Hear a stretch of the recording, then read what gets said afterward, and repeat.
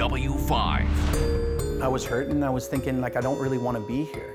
A new treatment brings promise for the desperate. Ketamine is providing people hope. If it does that for me, then of course it's going to work for a lot of other people. Wow. I am looking at the world with a different lens on. And I kind of wish he was born with the right body. a difficult debate over transition. Human rights. I remember in my dreams being a boy. What if transition just wasn't what you were supposed to do? Here is Avery Haynes. Welcome to W5. Once reserved for the party scene, psychedelic drugs are making a comeback in an unlikely way as a promising treatment for depression and other mental illnesses. Magic mushrooms have been legal for some palliative patients in Canada for the past year.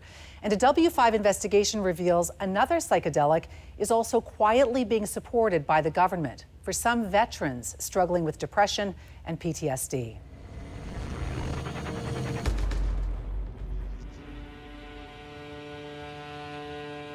For Bruno Vermont, many days have felt insurmountable. After 2 tours in Afghanistan, he, like many other veterans, returned to Canada a different person, anxious, panicked, depressed, suicidal. You just want it to stop. And you think that by committing suicide, that it will alleviate all of that. Your pain and your family's pain. They're gonna be way much better with that. But suicide doesn't end the pain, it only reassigns it. Over his 15-year career, Bruno was a paratrooper, Navy diver, and in his last mission, dismantled improvised explosive devices. Bruno says one incident in particular changed him. What really affected me and changed everything for me was when I did the suicide bomber. Because you actually disconnected a suicide vest on a person before he blew it up. Yeah. Bruno says he's the first Canadian soldier to ever defuse a suicide bomb on a person who was still alive. And what he found out later about the man in the suicide vest haunts him. The suicide bomber was mentally challenged. He had been told that if he doesn't do this, they were gonna kill his family. So he wasn't even a willing participant. So the bad guy on the other side of that line is actually not a bad guy. He's just a guy in a bad situation. So that started playing with my mind. So traumatized by all that he did and saw in Afghanistan, Bruno was diagnosed with post-traumatic stress disorder, depression, and anxiety. He started therapy and was prescribed antidepressants. The medication did help at the beginning because it took away the pain and it gave me that breathing space. But by taking away the pain, it also takes away the joy. You're just flatlining. So you're basically kind of like a zombie. And so began a journey to recover his mental health. Bruno joined an Arctic expedition with other vets. He captained Team Canada at the Invictus Games, meeting Prince Harry in 2016. And he advocated publicly for mental health as a Bell Let's Talk spokesman. I would like to be that voice for them to say, hey, let's talk about it. But his struggles persisted. And in March of 2020, the COVID lockdown hit hard. And I just crashed. And what does crashing look like? I started getting really depressed. Started getting dark thoughts again. Like what? I was hurting and I was thinking, like, I don't really want to be here. Then Bruno learned about a novel treatment to help veterans with their depression. It involved a drug called ketamine. This new ketamine treatment kind of popped on the veterans' radar. And I was like, well, wait a minute, what is that? Ketamine is a notorious rave and party drug with the nickname Special K. At high doses, the hallucinogen distorts lights, colors, and sounds. It can trigger a feeling of detachment from your own body, even amnesia. In fact, the U.S. Drug Enforcement Agency has warned about its use as a date rape drug. Ketamine is also used by veterinarians as an animal tranquilizer for horses, cats, and dogs. It's been legally used in hospitals for more than 50 years as a powerful painkiller and anesthetic. And now, that very same drug is emerging as a promising, unconventional treatment for severe depression and reducing suicidal thoughts. Hi guys, how's it going? Since November of 2020, Bruno has traveled 4 times halfway across the country, from his home in Victoria to the Field Trip Clinic in Toronto, for treatment that he says has saved him. Here, he receives ketamine-assisted psychotherapy. Can you help me understand what it feels like to actually take the drug ketamine? Before you even sit down, there's a setup. So you talk with your psychotherapist about what it is that you're looking for out of the journey and what you're looking to heal. So let's take a few minutes to talk about how you've been. We can also talk about what intentions you would like to invite in for the journey today. Hey, Bruno. Hi. And you take the oral tablet, and it's just this gentle, soothing journey.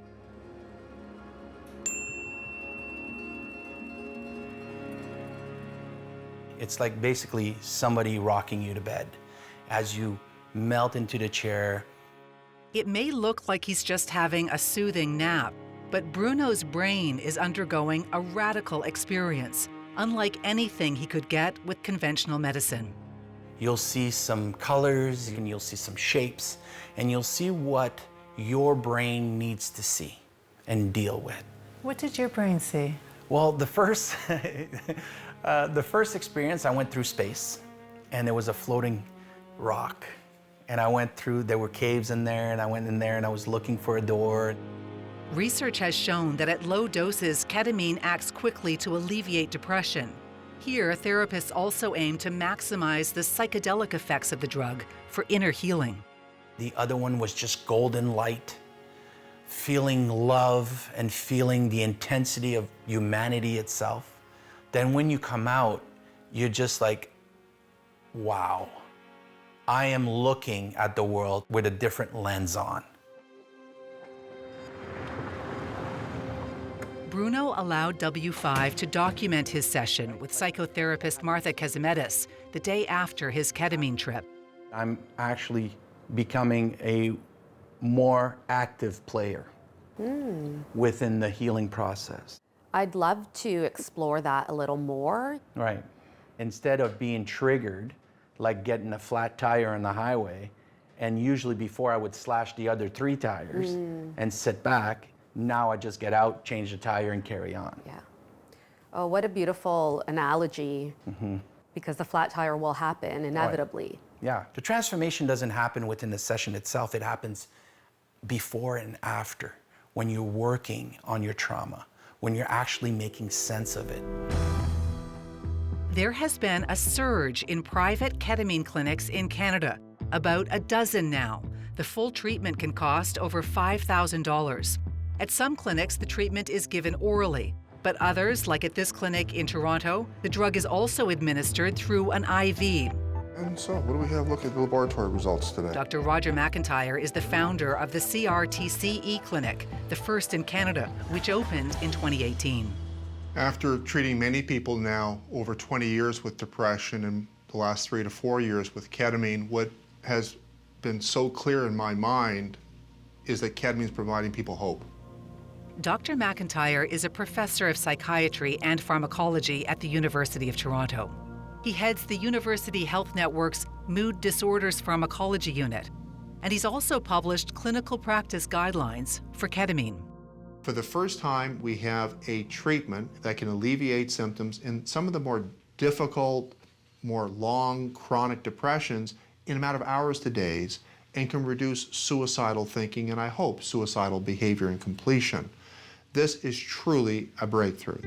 A life-changing breakthrough, especially for those who suffer from treatment-resistant depression. Researchers believe depression causes neurons in the brain to die. And the marvel of ketamine is that it appears to trigger a surge in regrowth and reconnections of those neurons, relieving symptoms, sometimes within hours. The magnitude of improvement on the symptoms approaches in many studies between 40 to 70% improvement within a couple of weeks. And that's a significant contrast to what we've been working with for 7 decades, the so-called monoamine-based antidepressants that take about 4 to 6 weeks to give maximal benefit. As many as 70% feel better within weeks. Private clinics are conducting 4 to 6 sessions over a 2 to 3 week period, and sometimes patients need maintenance booster doses. But what about the drug's history of being abused? We do not see any signal at this point in time of abuse. It's being used under medical supervision at the premise where it's given, so people cannot take it home, so it can't be diverted. There's little research on the long-term effects of repeated ketamine use to treat depression. Health Canada has only approved a ketamine nasal spray. But in this statement to W5, they acknowledge that medical professionals may prescribe the tablets or IV outside of their authorized indications, also known as off-label use. While Health Canada has not approved it, another arm of the Canadian government is quietly endorsing tablet and IV ketamine treatments. A W5 investigation reveals that Veterans Affairs Canada is funding ketamine therapies for some former soldiers who are suffering with treatment-resistant depression and PTSD. Here's what we found. In 2020, 122 soldiers had their treatment covered at a cost of almost $178,000. That's a 5-fold increase over the previous year and 20 times higher than the year before that. The contrast of how dark it was and how helpless and hopeless I was to having been removed that, now I want to share that with everybody. It's extraordinary to hear you describe this very dark place that you were in a year ago, a year and a half ago, and then to look at you now, filled with excitement about life. Do you attribute that all to ketamine and the therapy that you got with the ketamine? Absolutely. It's way more enjoyable. Life is actually enjoyable, which is amazing. Coming up, There are people who are literally dying to get these exemptions. a search for a way to end the torment I would wake up in the morning and I would be angry that I was awake. when W5 continues.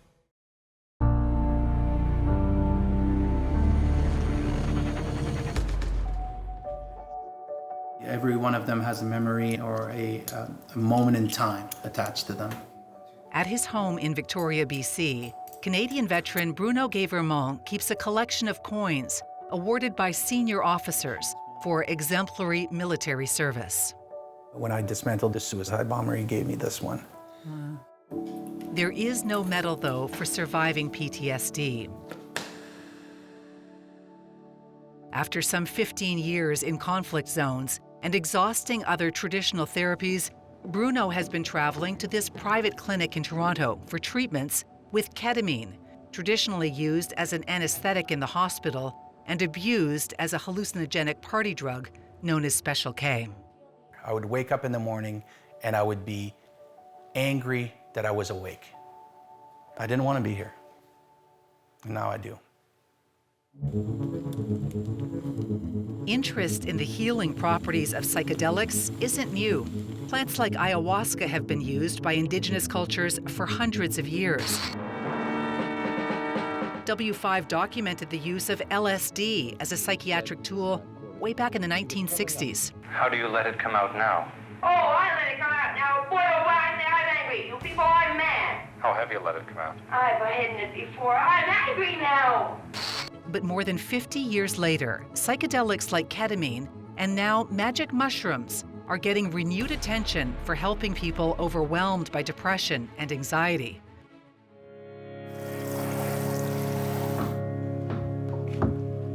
I'm pretty sure you're right about it being about 20 minutes.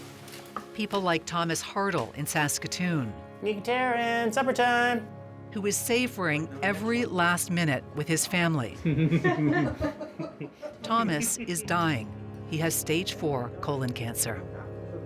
Hearing the words palliative when you're 48 and you've got a young family is, well, it's very difficult to say the least. Do you have to wear your mask the whole time you turn? Mm-hmm. Just to be extra safe. The terror of his impending death and the thought of leaving his family behind was robbing him of the precious time he has left.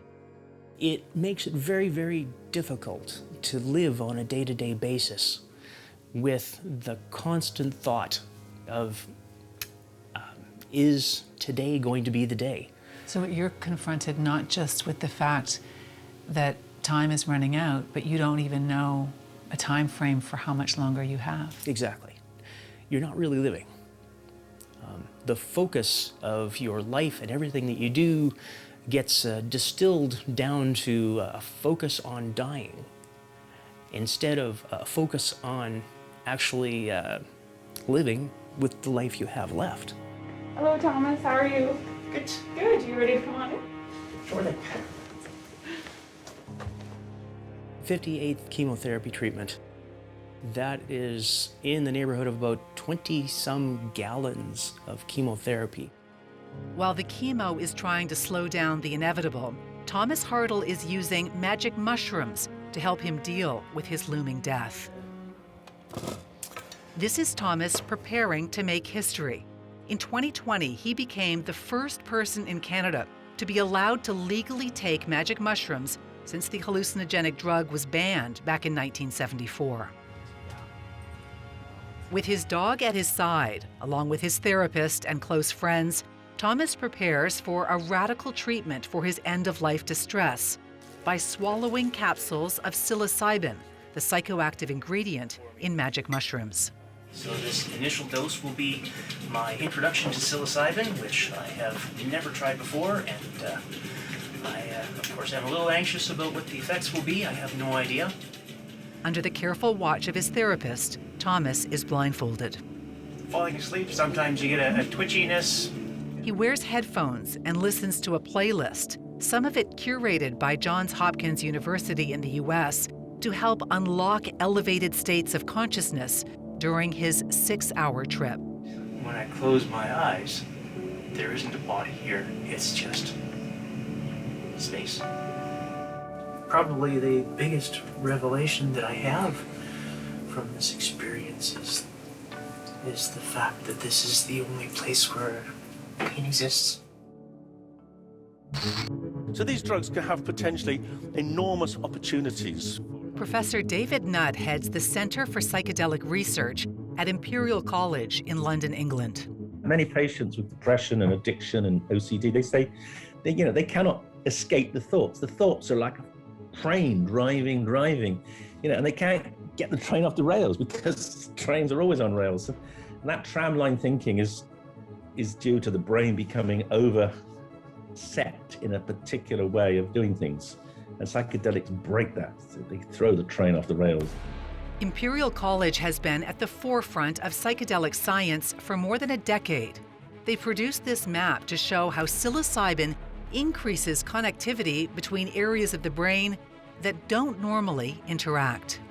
I believe it gave me an experience of consciousness in a form that has nothing to do with this life. And I believe that death very much could be like that.